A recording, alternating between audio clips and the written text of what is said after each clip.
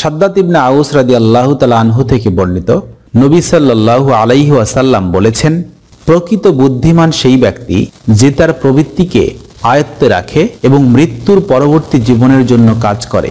আর দুর্বল ও নির্বোধ সেই ব্যক্তি যে নিজের নফসকে প্রবৃত্তির খামখেয়ালির উপর ছেড়ে দিয়ে আল্লাহর রহমতের উপর অহেতুক আশা পোষণ করে।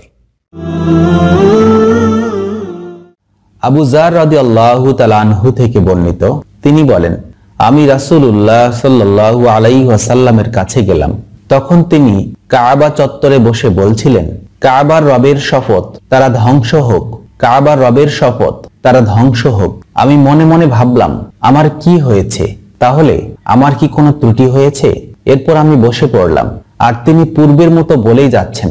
ফলে আমার পক্ষে আর চুপ করে থাকা সম্ভব হলো না। দুশ্চিন্তা আমাকে অত্যন্ত অস্থির করে তুলেছিল। আমি তখন বললাম, আমার পিতামাতা কোরবান হোক, হে আল্লাহর রাসূল, তারা কারা? তিনি বললেন, যারা অধিক সম্পদের অধিকারী সে ব্যক্তি ছাড়া যে এভাবে এবং এভাবে দান সদকা করে।